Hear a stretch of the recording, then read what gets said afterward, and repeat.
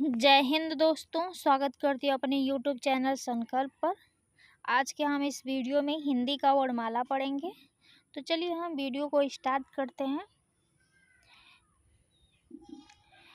स्वरों का वर्गीकरण। अगर हम स्वर के वर्गीकरण की बातें करें तो 7 भागों में इसे बांटा गया है।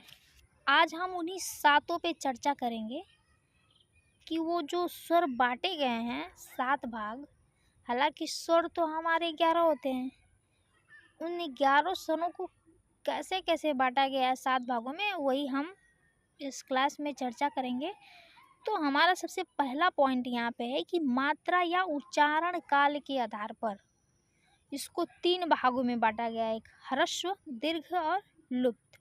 इस ह्रस्व को हम एक मात्रिक भी बोलते हैं और इसे हम लघु स्वर भी कहते हैं। अगर ये दीर्घ है तो ये लघु स्वर है। तो 3 भागों में बांटा गया है। ये लघु स्वर, ये दीर्घ स्वर। लघु स्वर को ह्रस्व स्वर भी कहते हैं, इसे एक मात्रिक स्वर भी कहते हैं। एक मात्रिक स्वर इसलिए कहते हैं क्योंकि इसमें देखिए अ है, सिर्फ ई है, ऊ है, ये सभी तीनों जो हैं ये अ है एक मात्रा का, ई है छोटी, ऊ भी है छोटा। तो जिसके उच्चारण में हमें कम समय लगे, एक मात्रा का समय, इसीलिए इसे एक मात्रिक भी कहते हैं। एक मात्रा का समय लगता है, उसे हम ह्रस्व स्वर या लघु स्वर या एक मात्रिक स्वर कहते हैं।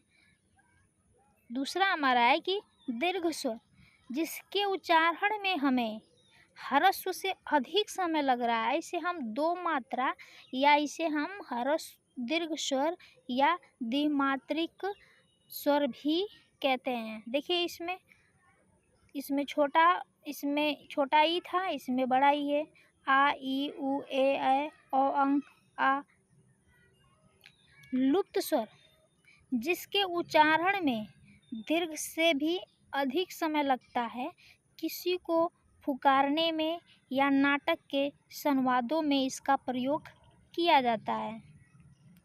तो हमने मात्रा या उच्चारण काल के आधार पर 3 पढ़ा। पहला हमने ह्रस्व स्वर, दूसरा दीर्घ स्वर, नहीं इस तरह ही पढ़ लीजिए, लघु स्वर पढ़ लीजिए, दीर्घ स्वर, फिर लुप्त स्वर। कितने स्वर? लघु स्वर हम आपको साथ में याद भी कराते चल रहे हैं। लघु स्वर, दीर्घ स्वर, लुप्त स्वर। लघु स्वर में कितने? 3। दीर्घ स्वर में कितने?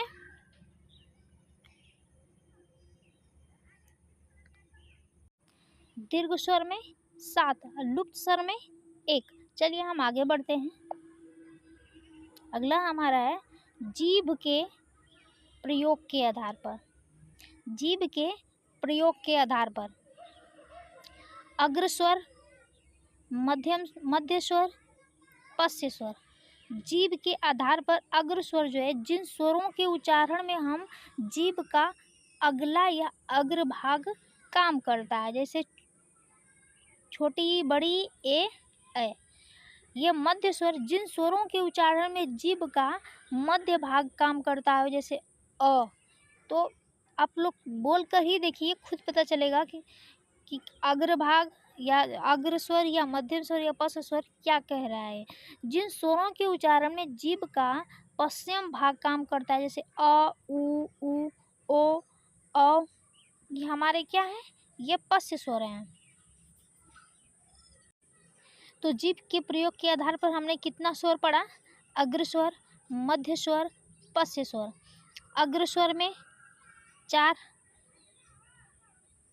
ये जो छोटी बड़ी है ना, ये स्त्रीलिंग होती हैं और बाकी सभी जो स्वर होती हैं वो पुरुष होती हैं। एक री भी होता है, वो भी स्त्रीलिंग होती है। और मध्य स्वर में सिर्फ एक ही है। पश्चिम स्वर में आपके 6 हैं। तो हमने कितना पढ़ा? हमने पढ़ा था मात्रा या उच्चारण काल के आधार पे 3 पढ़ा था और जीभ के प्रयोग के आधार पे हमने 3 पढ़ा। आगे चलते हैं हम। तीसरा हम पढ़ेंगे मुख द्वार या मुख द्वार के खुलने के आधार पर इसको 4 भाग हैं। पहला हमारा है विवृत, अर्धविवृत, अर्धसंवृत और चौथा हमारा संवृत। विवृत को ओपेन, फिर हाफ ओपेन, फिर हाफ क्लोज, फिर क्लोज। जिन स्वरों के उच्चारण में मुख्य द्वार पूरा खुलता है उन्हें हम विवृत बोलते हैं, और जिन स्वरों के उच्चारण में मुख्य द्वार आधा खुलता हो, जैसे अ, ए, औ, ये हमारे क्या है, मुख्य द्वार जो इसमें है आधा खुल रहे हो। यहाँ पे है जिन स्वरों के उच्चारण मुख्य द्वार आधा बंद रहता है, जैसे ए, औ। क्लोज वाला जो है हमारा संवृत है, जिनके उच्चारण में मुख्य द्वार लगभग बंद रहता हो, जैसे ई, उ। इसमें क्या होता है, हमारा मुख्य द्वार बंद रहता है। तो मुख्य द्वार के खुलने के आधार पर हमने 4 पढ़ा, ओपन, हाफ क्लोज, क्लोज। अब सबसे पहला हमने पढ़ा था मात्रा या उच्चारण काल के आधार पे 3 पढ़ा था, जीभ के प्रयोग के आधार पे हमने 3 पढ़ा था। चलिए जल्दी से पीछे का जो हमने पढ़ा है उसको रिकॉल कर लेते हैं। हमने मात्रा के आधार पे 3 पढ़ा था, दीर्घ स्वर, लघु स्वर, लुप्त स्वर। जीभ के प्रयोग के आधार पे हमने 3 पढ़ा था, अग्र स्वर, मध्य स्वर, पश्चिम स्वर। और मुख्य द्वार के आधार पे हम 4 पढ़ रहे हैं, ओपन, हाफ क्लोज, क्लोज। आगे बढ़ते हैं हम।